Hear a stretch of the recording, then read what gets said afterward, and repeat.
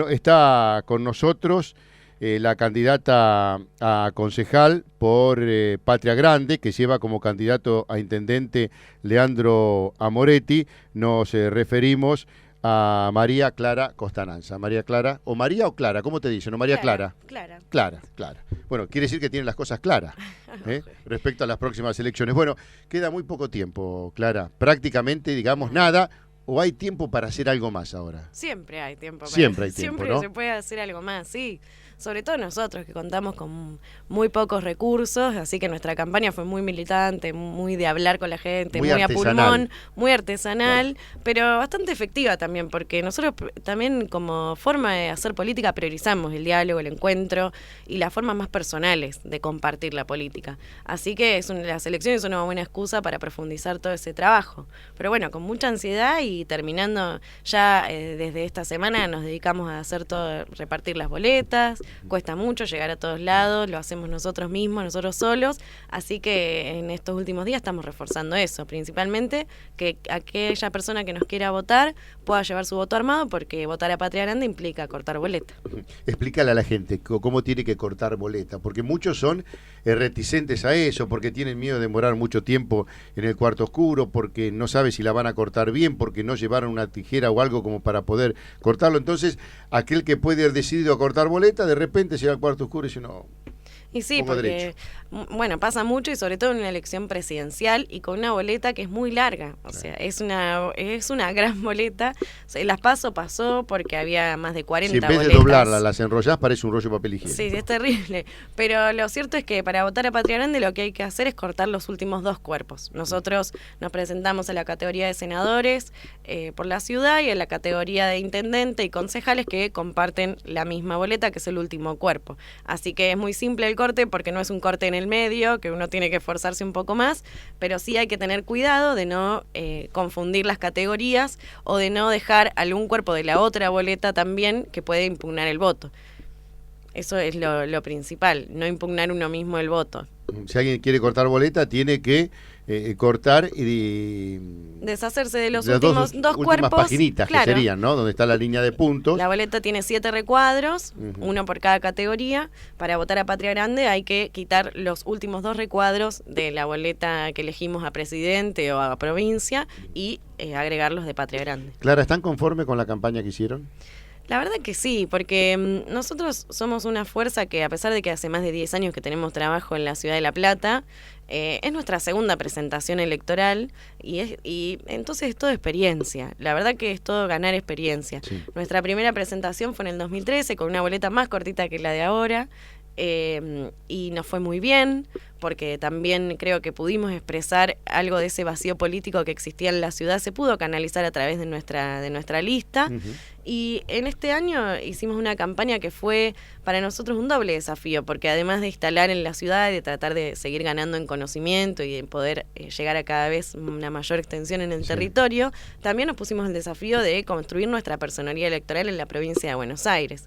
Entonces en las PASO pudimos pasar a llevar una lista con un candidato a gobernador, y eso para nosotros fue todo un triunfo en sí mismo. Seguro. Hoy hemos superado las PASO solamente en 4 distritos, La Plata es uno de ellos, y estamos conformes con la campaña porque nuestra militancia ha tenido la capacidad de ponerse esto al hombro en un contexto que es hostil, porque la ciudad se encuentra en un debate muy profundo respecto del Ejecutivo Municipal. Sí. No está tan nacionalizada la elección en La Plata, hay muchas ganas de cambiar el Ejecutivo Municipal, y eso nos permite cierta flexibilidad porque la gente está abierta a las propuestas locales más de lo normal.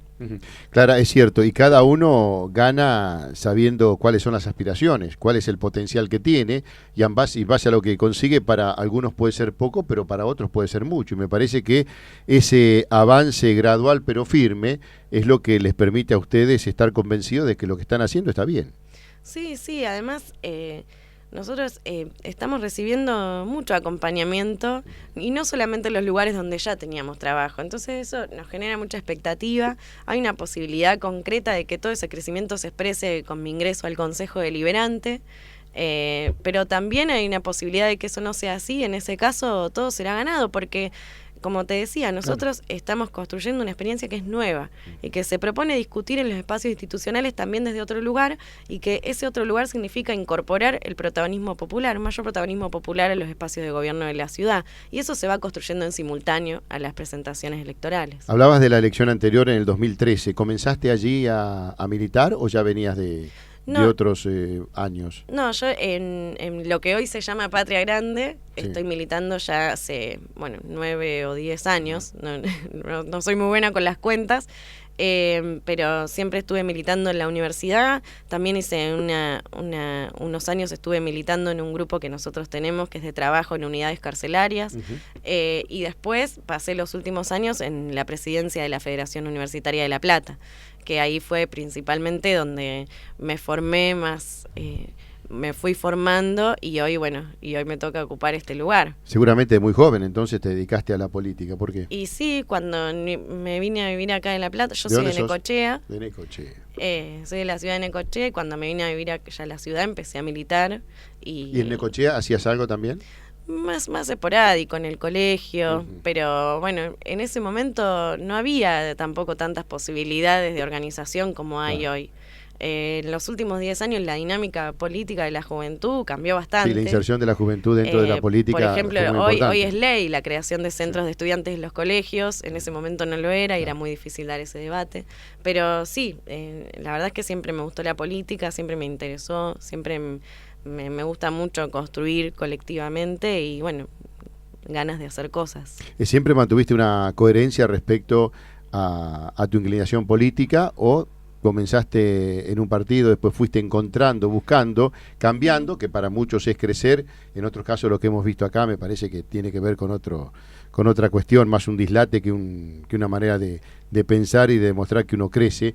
¿En dónde comenzaste siempre? Yo comencé a militar en lo que en ese momento se llamaba el Frente Popular Darío Santillán, claro, y que hoy es Patria Grande. Claro. Nosotros lo que fuimos atravesando fue un proceso de muchas discusiones, donde lo que generamos fue una herramienta política que nucleara a distintas organizaciones, distintos sectores, que entendemos que hay que construir en la Argentina una izquierda que trabaje desde otra perspectiva, una izquierda no sectaria, no liberal, que pueda dialogar profundamente con los procesos nacionales y populares, y que también pueda pensarse como izquierda dentro de lo que es el socialismo del siglo XXI, o la propuesta que hoy se intenta fortalecer en Venezuela, en Bolivia, en Ecuador, que son países que han venido creciendo mucho en procesos de movilización en los últimos 15 o 10 años.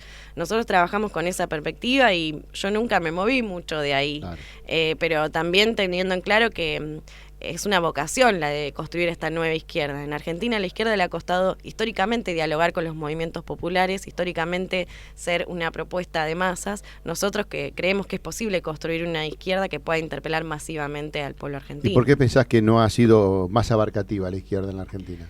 Y nosotros somos críticos en el sentido de que entendemos que son propuestas que no están ancladas en los territorios, ni en las historias y las culturas, sobre todo en Latinoamérica, ¿no? Que tiene poca aplicabilidad en la realidad, decís vos. Claro, que la política no se trata de aplicar recetas, claro, en realidad. Pasa más por ahí la crítica.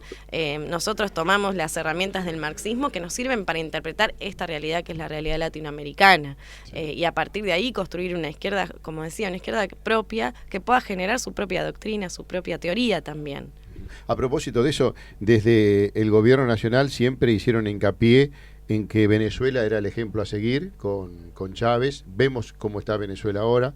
También se volcaba a que el gran monstruo positivo que había en Sudamérica era Brasil. También se hacía referencia a Bolivia, que tiene algunos inconvenientes, algunos reclamos allí, Evo Morales. Bueno, eso fue un error. Vos que hablabas de Latinoamérica, en este caso de Sudamérica, ¿hay algún error en el enfoque que se hizo desde el partido gobernante en la República Argentina? ¿Qué fue lo que pasó? Porque prácticamente Venezuela es un país donde vos, para ir a comprar pañales, tenés que llevar ¿cómo se llama? La certificación de nacimiento de tu hijo, si no, no te lo venden. Me parece que esa es una realidad que no todos quisieran tener. Me parece que nadie quisiera tener esa realidad.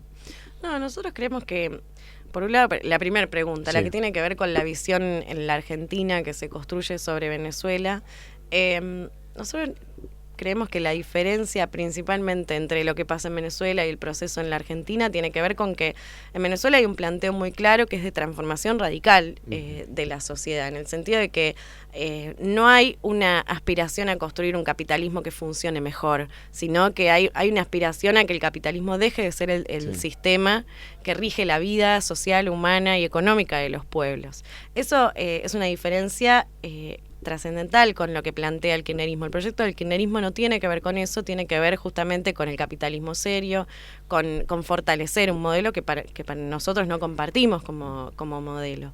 Y después, respecto de la situación en Venezuela, nosotros como Patria Grande hace muchos años que tenemos compañeros y compañeras que trabajan allá, viven allá y son parte del proceso en términos de que es un proceso vivo y que está en transformación y en construcción. Yo creo que en los últimos años se ha fortalecido aspectos muy positivos de mucha acumulación para el pueblo venezolano, que era un pueblo que había sido, si la historia argentina es cruel, la historia de algunos países de Latinoamérica es aún más cruel en términos de adquisición de derechos y de guerras civiles, un montón de historia. Creo que hay mucho por avanzar, pero para nosotros es fundamental que lo construido se sostenga en Venezuela. Y para eso es muy importante la integración regional, y no todas las herramientas de integración regional son lo mismo. No es lo mismo el Mercosur que el ALBA, que fue la propuesta de integración, por ejemplo, que planteó en su momento Hugo Chávez, presidente de Venezuela, ¿no? Y esas iniciativas, por ejemplo, Argentina o Brasil no las acompañaron. Y no las acompañaron porque se encuentran dentro de este otro bloque de países, ¿no? Que fortalecen el capitalismo como sistema. Y la realidad es que Brasil también se encuentra en un momento de mucha crisis política. Hay una estrategia a nivel latinoamericano de donde el imperialismo claramente quiere recuperar territorio, pero Brasil ha tenido políticas muy regresivas y esos costos están hoy sobre la mesa. Clara, ¿qué análisis haces de la última etapa de Cristina como presidente? ¿Se va con qué imagen o con qué conceptos tuyos? Nosotros creemos que el kirchnerismo en algunos puntos representa, a nivel del pueblo argentino, ha dejado pisos más altos en algunas discusiones, sobre todo en términos de adquisición de derechos, ¿no? Que puedo decir, la ley de medios, o el matrimonio igualitario, o la asignación universal por hijo, que son reclamos que no son política de un gobierno, son reclamos muchas veces históricos de los movimientos populares, de las clases populares argentinas. Y después creemos que hay otros aspectos que son sus propias limitaciones, que son una herencia que va a ser más pesada. En algún punto, lo que ha sido un nuevo gobierno sobre la estructura total del Partido Justicialista, por ejemplo, que quizás en las provincias más centrales del país eso no está tan presente, pero la realidad es que en casi todo el territorio el kirchnerismo se ha construido sobre la estructura del PJ y ha fortalecido los poderes de las provincias y ha fortalecido muchísimos mecanismos de exclusión. Nosotros creemos que hay un desfasaje muchas veces entre los planteos nacionales y cómo después el kirchnerismo es en cada uno de los territorios. Pero creemos que frente al escenario electoral que se abre, existe sí un giro conservador en los planteos de proyectos, ¿no? Tanto en Scioli, que es la expresión del propio kirchnerismo, que no es kirchnerista. Claro, nosotros vivimos en la provincia de Buenos Aires, no nos tienen que venir a contar nada de cómo puede llegar a gobernar el sciolismo, pero también vemos que eso se representa en la propuesta de Massa y en la propuesta de Macri. Entonces creemos que ahí hay una limitación muy clara. Si el kirchnerismo hubiera trabajado más en el protagonismo de la gente, en la participación popular real, en la política y de algunas cosas más, seguramente no hubiéramos tenido como opciones principales todas de derecha, ¿no? Por decirlo de alguna manera resumida.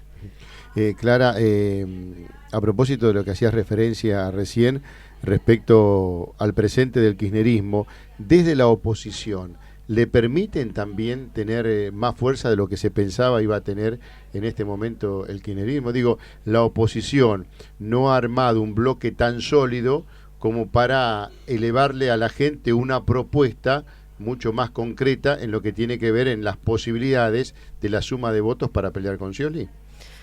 Yo creo que el rol de la oposición en la Argentina en los últimos 10 años es muy es muy terrible, en el sentido de que tanto la propuesta de Massa, que es una reunión de excluidos del kirchnerismo, o la propuesta de Macri, que sinceramente nosotros creemos que es regresiva en el planteo político, porque es la propuesta de la política de la publicidad o la política del vacío, del cascarón, porque son muchísimas, no son cuadros políticos, no está integrada por cuadros políticos que plantean un proyecto concreto para el país.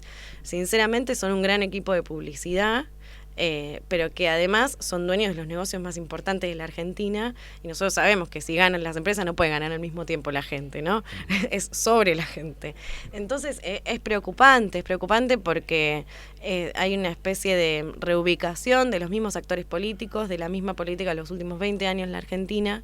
Yo no creo que lo nuevo pueda expresarse en ninguna de esas candidaturas, que es preocupante y que ha ocupado un rol a veces muy regresivo en el debate público político, ¿no? Sí, y a propósito de lo que estás diciendo, ¿cómo pensás que se va a desarrollar la próxima elección a nivel nacional? Después ya estaremos hablando más del nivel local. Hay segunda vuelta, gana Scioli en primera vuelta. ¿Se necesitará el escrutinio definitivo para saber si hay balotaje o no? Yo creo que es muy posible que Scioli gane en primera vuelta. De todas formas, no descarto escenarios porque el clima general eleccionario es muy confuso. La carrera presidencial ha sido de mucho salto de un partido a otro, los que van vuelven. Entonces se generan climas donde hay mucha despolitización del voto. Y creo que eso puede generar escenarios que son poco favorables. Sinceramente, nosotros no creemos que es lo mismo que gane Macri a que gane Scioli, ¿no? Por lo que significa en un país un cambio de mando. Después de 10 años de continuidad no tiene el mismo efecto, pero sí creo que es probable que Scioli pueda ganar en primera vuelta, aunque es complicada, es una elección complicada. Clara, ¿cómo está la situación en la Ciudad de La Plata? Y bueno, la ciudad se encuentra en un debate muy, muy parecido, con la diferencia de que yo creo que 2013 para acá hubo un cambio en la apertura en la discusión política en los platenses. La inundación marcó limitaciones y también creo que en algún punto hay una limitación que tiene que ver con que no hubo una oposición real conformada en los últimos 2 años en la ciudad, con capacidad de disputarle poder al briorismo y de poder transformar positivamente la ciudad. ¿Hoy Brera tiene ventaja, decís vos? No sé si tiene ventaja, yo creo que es una elección pareja, pero creo que realmente es una situación también muy, muy, muy regresiva, en el sentido de que el candidato de Cambiemos en La Plata es un candidato que no puede apenas expresar cuáles son sus ideas para la ciudad. ¿Y por qué pensás que la gente lo votó? Yo creo que tiene mucho que ver con el alto rechazo que hay a la gestión del briorismo. Y creo que ese alto rechazo tiene que ver con 2 cosas. Primero, el reclamo principal tiene que ver con lo que se visibilizó a través de la inundación, como una limitación concreta al proyecto del briorismo. Y después creo que hay un reclamo muy fuerte que tiene que ver con que 2 años después tampoco es que se esforzó mucho el municipio en revertir esa situación. Entonces es un voto castigo muy fuerte. Y es un voto muy, muy opositor, y a nosotros eso nos preocupa porque creemos que hay posibilidades de discutir ideas y poder ganar esos debates y poder avanzar y ganar votos positivamente, ¿no? Creo que tiene que ver con eso, la gente te lo dice directamente, yo no quiero que continúe esta gestión municipal. Clara, hablaste de debates y de ideas y de transformar cuestiones que tienen que ver con la Ciudad de La Plata. Siendo concejal de la Ciudad de La Plata, ¿qué cosa sería tu prioridad para transformar, para modificar o para reafirmar? No sé. Bueno, hay 2 o 3 cuestiones que podría priorizar ahora para no robarme todo el tiempo. No, tenés todo Una el tiempo tiene que para ver con que explicarlo. nosotros priorizamos mucho lo que es la discusión sobre la tierra y la vivienda, el acceso a la tierra y la vivienda en la Ciudad de La Plata. Creemos que, bueno, lo que decía, el briorismo fortaleció con el nuevo Código de Ordenamiento Urbano una planificación de la ciudad que está planificada desde los intereses principalmente de las grandes inmobiliarias. y se desligó completamente del desarrollo de la ciudad en términos de derechos, de acceso a servicios y de una planificación descentralizada y donde el platense no tenga que necesariamente ir a 7:50 cada vez que necesita hacer algo, trabajar, ir a la escuela o lo que sea, ¿no?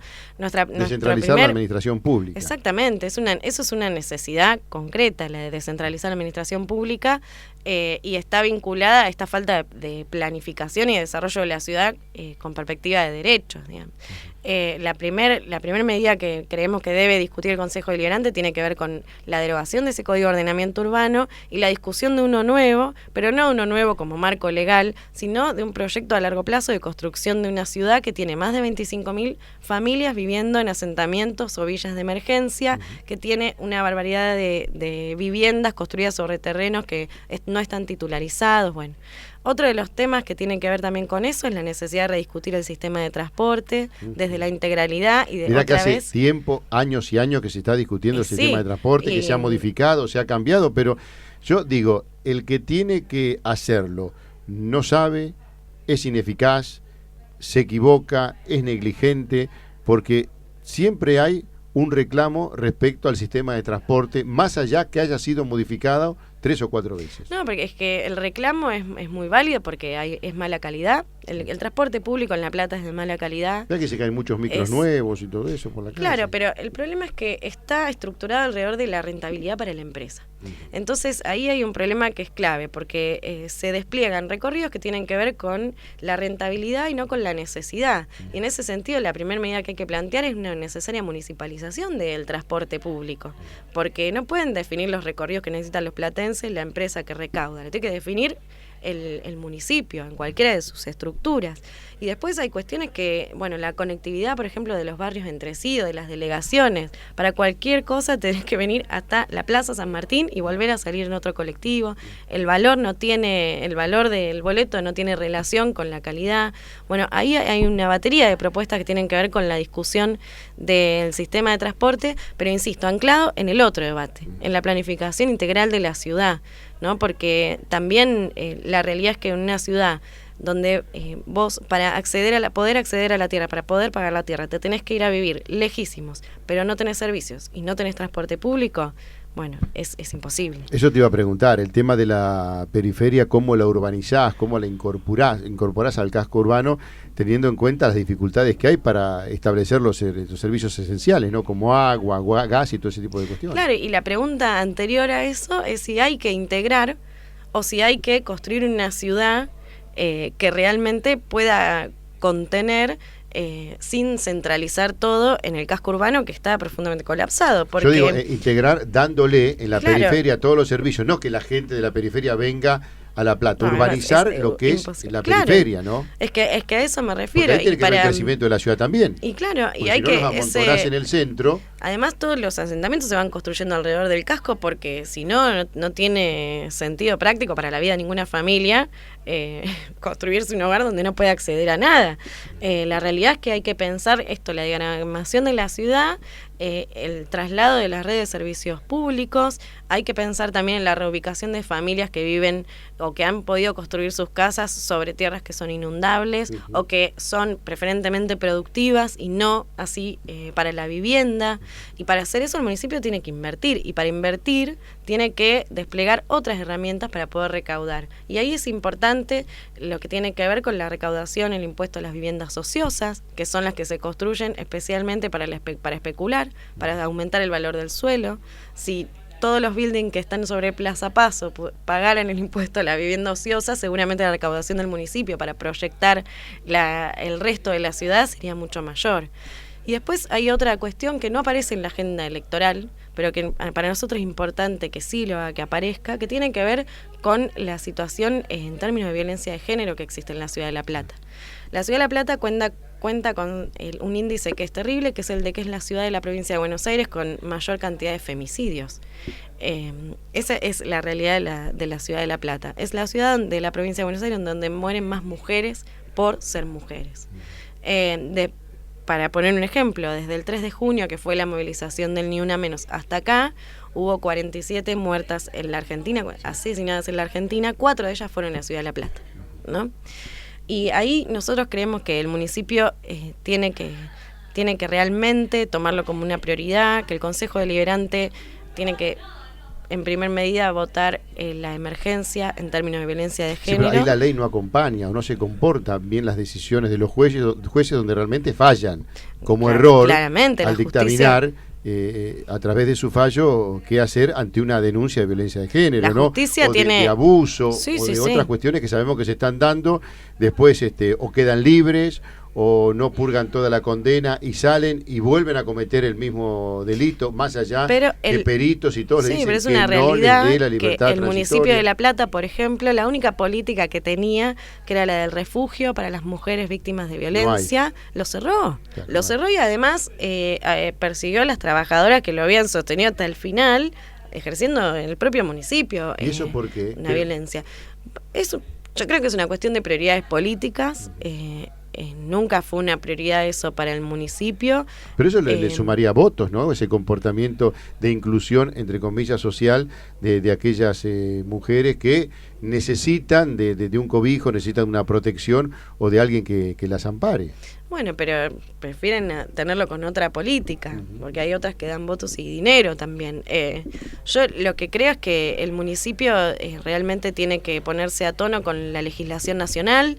En los últimos años hay una ley contra la violencia, hay una ley contra la trata, hay marcos legales para trabajar y tiene que reunir también a los actores principales de la ciudad que están organizados alrededor de la temática. Y acá estoy hablando de la Universidad Nacional de La Plata, que genera profesionales de gran calidad para trabajar en el municipio. Estoy hablando también de una ciudad que cuenta con muchas organizaciones de mujeres que a partir de su propia experiencia se organizaron y construyen política pública, porque eso es política pública. Y hay que reunir a todos esos actores, otorgarles presupuesto de parte del municipio y que con autonomía, porque eso es importante después de la experiencia del refugio, que con autonomía puedan proyectar la política pública para la ciudad. El tema de la seguridad me parece que no escapa a ninguna prioridad o a ninguna preocupación de aquellos que podrían tener la posibilidad a través de proyectos y demás aportar algo en ese tema a la ciudad de La Plata, ¿no? Y sí, aparte creo que es interesante que se plantee, porque muchas veces cuando aparece la seguridad en la agenda de debate, primero que seguridad puede ser todo o puede ser nada, una sola cosa, y segundo que es el eje desde el cual los grandes partidos desde la publicidad presentan como soluciones mágicas en las que nosotros sinceramente no creemos, en el sentido de que una historia de construcción de determinada, desde el discurso hasta la propia práctica delictiva, etcétera, no puede desandarse con una sola propuesta. Sí hay una realidad que es que nosotros somos muy críticos de la policía bonaerense y de la policía local, tanto en cómo se generó el debate. La propuesta inicial, por ejemplo, no era tan mala, se fue degenerando en algún sentido. La propuesta inicial que tenía que ver con una policía que era manejada y comandada desde la comuna. Claro, pero principalmente el debate que hay con las policías comunales tiene que ver con que es una fuerza que aparece como riñón de la policía bonaerense, que es una de las policías más delictivas de Latinoamérica, y las policías comunales salieron como una medida en el marco del paquete de batería de propuestas de la emergencia de seguridad, se financiaron, se pusieron agentes en la calle en el menor tiempo posible. Eso fomenta una política que es de vidriera, en el sentido de que la respuesta es que vos veas más policía en la calle, y eso no garantiza nada. O sea, si hay algo que sí está probado es que la policía como respuesta necesariamente no soluciona nada. Y otra de las cuestiones que creo que es importante es que el municipio tiene que dar un debate como agente público respecto de qué es delito y qué no. En la ciudad de La Plata, las estadísticas lo que dicen es que la mayor cantidad de personas mueren por accidente de tránsito y mueren por violencia intrafamiliar, que en la mayoría de los casos está mal llamada violencia intrafamiliar porque es violencia de género. y los hechos, por ejemplo, ataques contra la propiedad privada, vienen muy lejos en la lista.